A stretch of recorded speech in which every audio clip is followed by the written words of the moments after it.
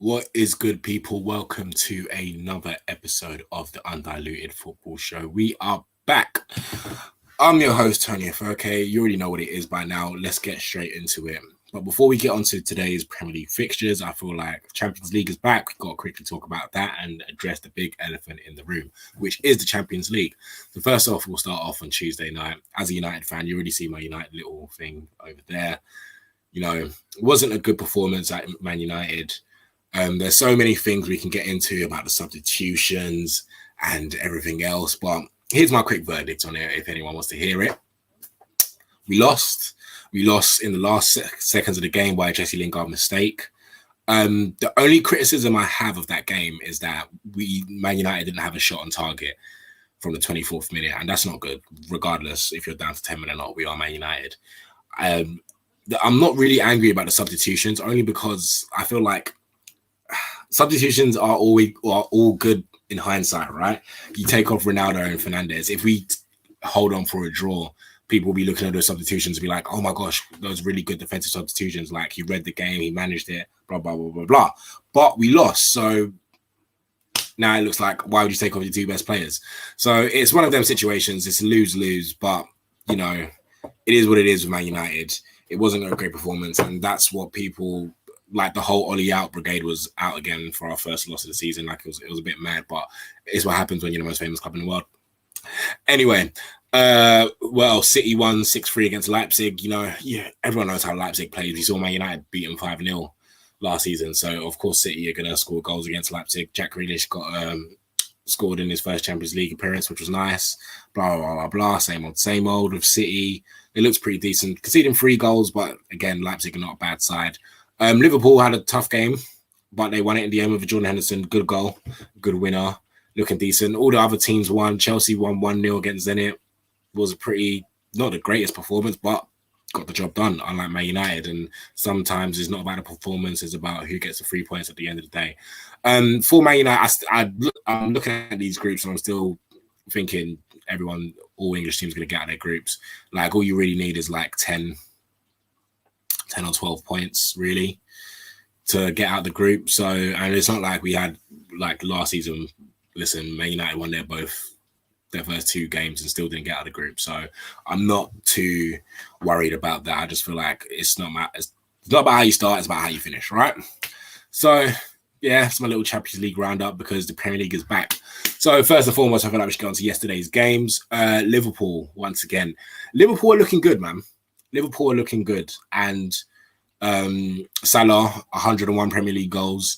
Mane got his 100th goal for Liverpool as well, and Naby Keita was on the score sheet with a rare one. I feel like I've got to say one thing about Mo Salah. I feel like I saw one stat that he has like 134 goal movements, what's the word? Goals and assists, basically, goal involvements. For a Premier League player, is like the only person to do that in his type of appearances. Like, I feel like he is already a Liverpool legend, and this is me coming from a Man United fan, right? We're witnessing greatness with Mo Salah. I feel like he's one of the most, not underrated, because he's not underrated. I feel like he's one of the most disrespected players in the league. People call him selfish. Like, we've got to realize this guy has a Premier League record. He led Liverpool to a title. He's taken to a Champions League. He was the focal point of Liverpool's dominance for dominance, quote unquote, for a couple of years, and I feel like he's one of the most disrespected players. Like, he's going to go down as probably one of the best Premier League players we have seen, and we're witnessing greatness right now, whether we like it or not, whether you don't like the way he plays, whether you think he's selfish. I honestly think, like, he is such a great player, and I feel like if this was anyone else, I'm not sure what it is about Mo Salah. I don't think he just, like, if this was anyone else, I feel like they would be getting way more plaudits. Maybe this is just my opinion, but I just feel like Mo Salah's a bit disrespected. But anyway, Liverpool looks comfortable 3-0. They're still top of the table. Level on points with Chelsea and United, but we'll get onto that. So, yeah, Liverpool look decent. Obviously, Van Dijk and Konate started together. Clean sheet, looked decent. Bob's your uncle, do you know what I mean? So, big ups to Liverpool on that one. Pep. Now, during the week, Pep was Mr. We cannot replace him. He was rallying up City fans, saying 3 p.m. like it's a motive, texting the group chat saying 3 p.m. Etihad, be there. And some of the fans were like, oh, this is a bit weird. I don't think there's anything wrong with that. We know City are not a big club, And that's nothing, that's no disrespect. You know me, obviously I'll throw a little dig at City, but that's not me disrespecting City. It's just the way the cookie crumbles. I'm not saying you're not a great club, because you are a great club at the end of the day. I'm not going to lie. But you're not a big club yet. You don't have that European pedigree, which in the trajectory you're going, you probably will get that soon. There's nothing wrong with that. Rome wasn't built in a day. So, and I don't think it's that empty. Like, obviously it's like the little banter we have.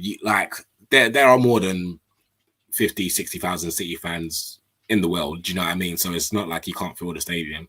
But Pep said we need the fans, and did the fans show up? Well, the fans didn't. The 12th man didn't help, because they got held to a draw by Southampton, and they looked pretty dire. They didn't have a shot on target, or they had one shot on target that whole game, which is rare for City. I know they had Champions League in the week, and Southampton had the whole week to prepare, but still, like, if this is their first stalemate in 48 games, so it's pretty rare one for City. When I saw it was 0-0, I was thinking, what did no one score? Like, it was a bit weird for City. So I'm not sure. I'm not going to read into it too much, because I don't think it's going to happen again. And then I know, like, the whole business with the fans and everything. The fans are not going to turn against Pep Guardiola, let's be honest. So they'll be all right, City. They're still 3 points off the top, so it's not the end of the world. And the only thing is, with the shot on target, with one shot on target, you've got to realise City wanted a striker, right? Whether we like it or not, they put a bid in for Harry Kane. So the fact that they haven't got a problem they want, I don't look at City right now and thinking, okay, these guys are starting Torres, Gabby Jesus, and let's say Sterling or Grealish. I don't look at that front three and say, yeah, title winning front three. Do you know what I mean? I don't even think that front three is better than United's front three right now, with Torres, Gabby. I'm not saying City are not better than United, because they are, but I'm looking at that front three. City need a striker, whether they like it or not. Like, everyone else has improved this season, and you wanted to get a striker. You couldn't get Harry Kane. You couldn't get your man. So they're gonna pay for that, I think. I'm not saying City are not gonna score goals, because clearly I feel like they've still scored the most goals in the league, or maybe it's Liverpool or Chelsea now. But at the same time, you wanted a striker, whether you like it or not. Pep said, I identified the problem. He got rid of Aguero and said, I need a striker. You didn't get that striker, you're gonna see issues, because if you don't look at Man United, the way we didn't fill up with a defensive mid, you're gonna see issues, whether you like it or not. If you identify a problem and don't deal with the problem, you're gonna see issues. So what can you do, eh? What can you do, City? I don't think it's going to pain them that much, but at the same time, you're going to see, maybe you might see more stalemates like this. You might, because if not, let's say if they get a world-class striker, you don't think a world-class striker would get the difference with the chances City create. So I'm not sure. As I said, yeah, we addressed Liverpool's win. I think like they're low-key being slept on, only because it's right now, it's like Ronaldo and United, or it's City trying to do it again, or it's Chelsea right now, the European champions. Like, there's so many narratives and storylines in the Premier League. Liverpool were just slowly just getting their wins and getting by, because they sucked last season, and now they're slowly just getting back to normal. And once they get like a big result against a big club, then we'll start talking about Liverpool again. Again, so today's games, United come back from behind once again. The comeback kings are back. What can I say about this game? We would have bet. I feel like it was justice, and call me biased or whatever, but I'll explain why. Because we were unlucky to go down. It was a wicked deflection from Varane on a Benrahma shot that just completely wrong-footed De Gea, which it happens. That's football, right? But then United's response was good. We got a goal, Ronaldo on the score sheet once again. I can't lie. This guy's he's going to hit 20 Premier League goals. He's already got, what is he? That was his second Premier League game, right? So yeah, he's already got 3 and 2 in the Premier League, and then 4 and 3 in all comps. Ronaldo's going to keep scoring. With the chances Man United create, Ronaldo's going to keep scoring. So I won't be surprised if he's already joint top scorer in the Premier League as well, as he played 2 Premier League games. Do you know what I mean? Already. So Ronaldo is definitely going to hit above 20. Like, I feel like if you want to put a bet on that right now, I'm not going to tell you to bet, be gamble aware on that. But yeah, I think that's a sure bet right now of Ronaldo hitting 20 with the trajectory he's going on. He's played 2 games. He's got 3 goals in the Prem so far. So can't go wrong with Ronnie. But thinking about the game, Ronaldo got his goal and we looked good in some cases. In some cases, we looked good. we like it's weird with United. I feel like there's such an agenda on Ole Gunnar Solskjaer. I feel like I kind of need to address this because at the half, I saw United fans on the TL. I saw some spaces and they were complaining and like, oh, we need to do this, we need to do that, blah blah blah blah blah. But that was since we conceded, we had the most shots on target from any Premier League club this season in a half, and we got back from 1-0 down, and we were on top of that half. We were on top of that half. You can't watch that 90 minutes and say United didn't deserve to win the game. I know West Ham had a bit of a good spell at the end of the second half, and the second half we started really well as well. Ronaldo had a chance that he should have finished, and again we've got to give this is the thing. No one's going to give Ole Gunnar Solskjaer his plaudits, maybe because it's the agenda, but he took off Pogba, which I was thinking, oh God, why is he taking off Pogba? Brought on Lingard, and Lingard got the winner. So if that was Tuchel, everyone would have been like, oh, tactical masterclass, you know what I mean? But because it's Solskjaer, no one's going to talk about that. We're just going to let that down to individual brilliance. But who knows? Sancho looked okay. He came on for a little cameo, looked okay. Lingard was the difference. Justice for the penalty, though, because obviously West Ham got a penalty and they brought on Mark Noble on for just to take on the penalty, which haven't we learned from the Euros that bringing players on to take penalties just isn't the greatest scenario. Like we done it with Rashford and Sancho, and they both missed their penalties. Now I'm not saying it's not possible. Like sometimes you can bring keepers on to save penalties. We saw that in the World Cup with Tim Krul. But and sometimes you get people who are set piece takers and they come and take a penalty. We've done that with Alex Telles in the Europa League final. That's the point. It's like it happens. Penalties are penalties. In the words of Ronaldo, it's in God's hands. You know what I mean? You either score your penalty or you don't. I feel like there's so many mind games when it comes to, and we're trying to decipher penalties and thinking, oh, like what like, can you bring on someone? Are they cold? Obviously, you want someone to fill the room and win the game and then take the penalty. It's kind of a weird one. Declan Rice grabbed it as the captain, said, yeah, I'm taking this. Next thing you know, Moyes is like, nah, G, let's bring on Mr. West Ham Noble, when he goes and misses it. De Gea saves his first Premier League penalty since 2014. His first. So, hey, I'm down. And I think it's justice because we needed that win. We were the better team. So I'm glad that we won. But it's just playing my heartstrings. As soon as I saw that VAR chance, because United should have had a penalty for Kurt Zouma. I even saw him laughing after the VAR thing, because he clattered Ronaldo in the box, and Ronaldo. But I think because it's Ronaldo and it's theatrical, and no one wants to give him a penalty because he's gonna do that whole C thing. Do you know what I mean? Like I feel like they're reluctant to give him penalties right now. But that was a stonewall penalty. But anyway, Moyes fumbled the bag. United got the win, joint top with Liverpool and Chelsea. Cannot complain. Looking at Chelsea, we need to look at Sancho. Before I go on to Chelsea, I feel like we've got to look at Sancho. We brought Sancho on to play on the right, and he hasn't really started to play on the right so far. He's been coming on the left, and he's been starting on the left a bit. He started on the right against Young Boys the other day because we started wingbar. But for me, if he's gonna be our right winger for the future, I need him to develop a relationship with Aaron Wan-Bissaka now, because everyone's saying Sancho needs time, and yes, he does need time. The guy's 21, he needs time. He's transitioning from the Bundesliga. There's glimpses of his close control and his smart thinking, but he's more of an intricate type of player. Like he wants to play the 1-2s, the little this, that, give and goes, and United's very direct.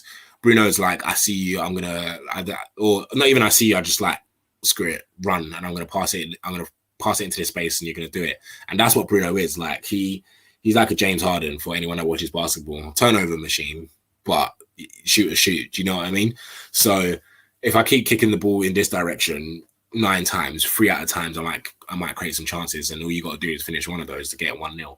So that's kind of how Bruno plays, and it doesn't really work with Sancho. But obviously, that's what training's for. There's time. Like I know we bought him for 70 mil, and I know because Ronaldo is fit, and Ronaldo's like stolen the headlights. We're not really focusing on Sancho at the moment, because if we didn't sign Ronaldo, Sancho would have been our marquee signing, and all of the press would have been on him right now. But because Ronaldo is still scoring and he's just slowly embedding himself in the team, it's quite fine. This is the thing. Marcus Rashford is back in training. He's not back in full training yet, but he's back in somewhat of training. So I'm thinking of, if United is fit front three, Rashford has that left position down on lock, but then again, Pogba has been playing on the wing sometimes. I don't like it, in all honesty. I feel like Pogba does need to play up the pitch, but not on the wing. But that's another discussion for another day. If all front three were healthy, I would say it would be Rashford on the left, Sancho on the right, Ronaldo up front. Like, at least pacing behind with Ronaldo in the middle, and then Pogba, Bruno, and right now I would say McTominay, only because McTominay looks pretty decent. He put in a good ball in for Ronaldo, and Ronaldo's first touch was poor. He looks pretty decent today. We still need a defensive midfielder, whether he's decent or not, but what can you do, right? What can you do? So from Sancho, I just want to see him playing off the right more. Like, I know he can play off the left, and right now, because Rashford is injured, he's going to be playing off the left a bit. But I feel like once Rashford is fully back into training, he'll probably be back around. Oh, this is the thing. October's like what, in a couple of weeks' time, and he was looking to come back for October because after we've got Villa, we've got West Ham, and then we've got Villa, and then we've got a difficult run of like Spurs, Chelsea, Arsenal, like a Leicester away. Like, we've got a difficult run there. So, and I know Rashford was going to come back in time for that. So we'll see. And I feel like once Rashford is back on that left-hand side, which is predominantly his best position, we won't see much of Sancho on the left. Or who knows? It's going to be intertwining. It's going to be interchanging. Solskjaer did say he wants interchanging forwards like that 07-08 team.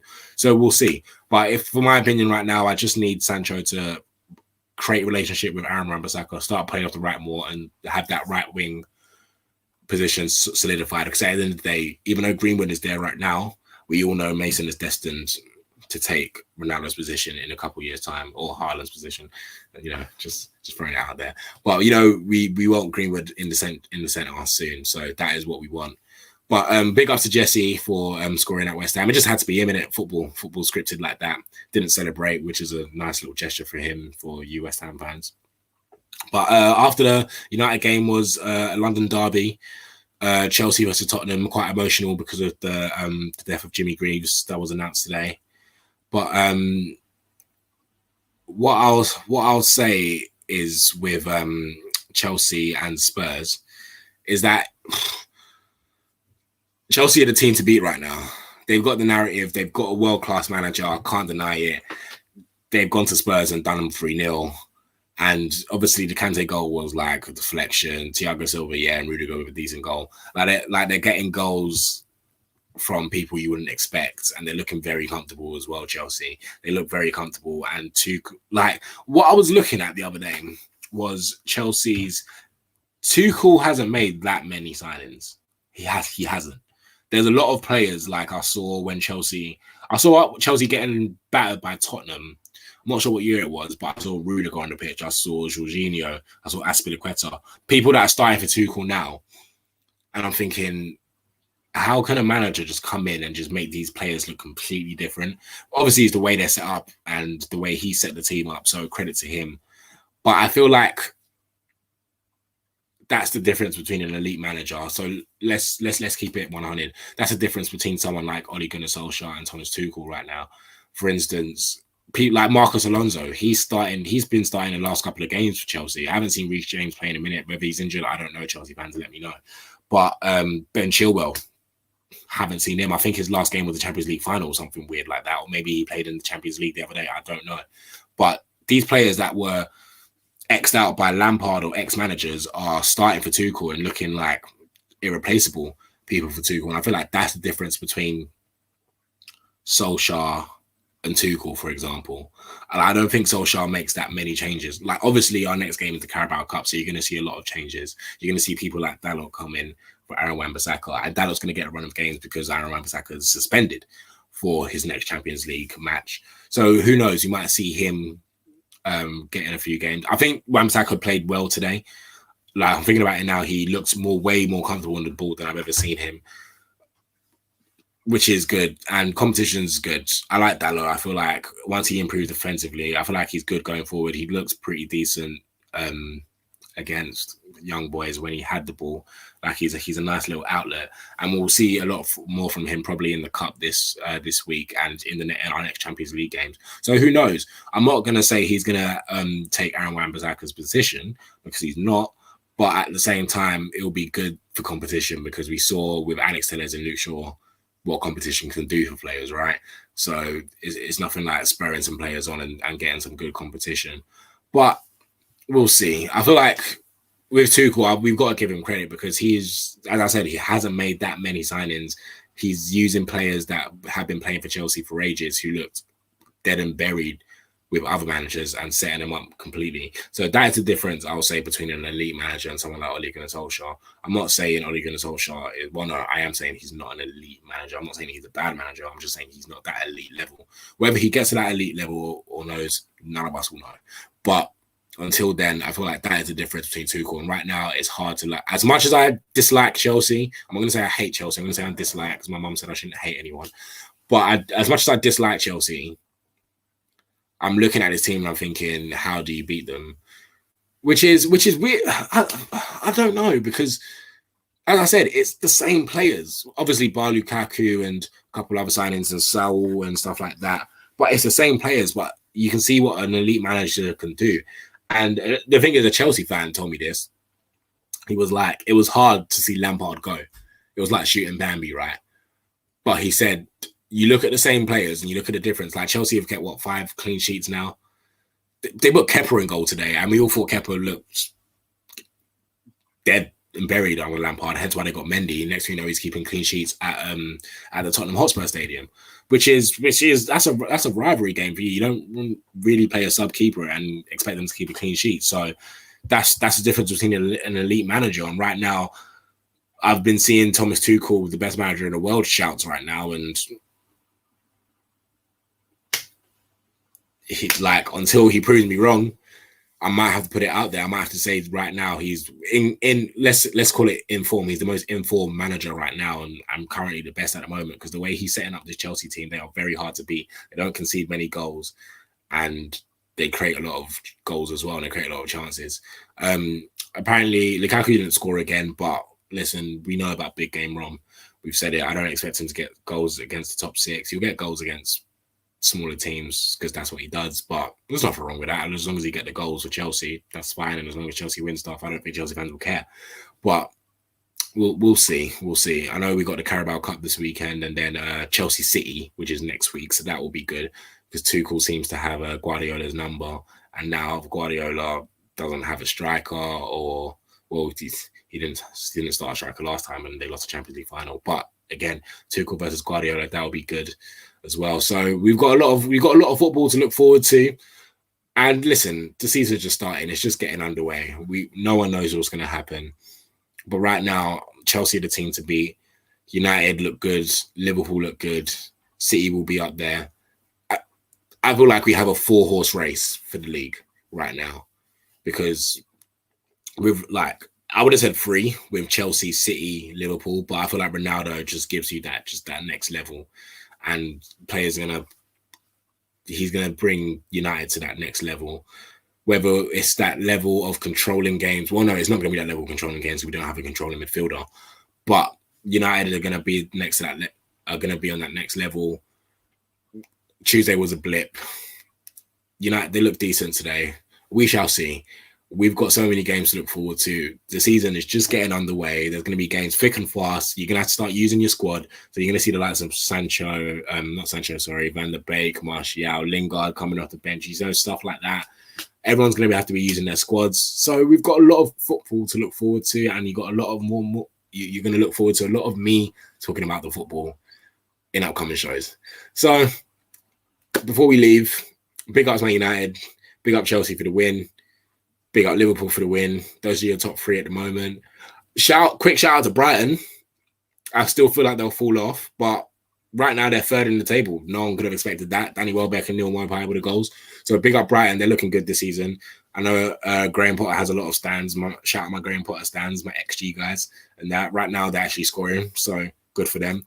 But yeah, This has been your boy, Toni Afoke. This has been another episode of the Undiluted Football Show. You can subscribe to Undiluted Media. You can follow Undiluted Media 1 on Twitter and Undiluted Media on Instagram. Subscribe, like, share with your friends, comments. Let us know what we should do. Let us know if you want any guests on, or if you want to challenge me on some of my takes and hot takes about Man United and you think I am delusional, let me know. But until next time, people, I've been your boy, Toni Afoke. Peace out.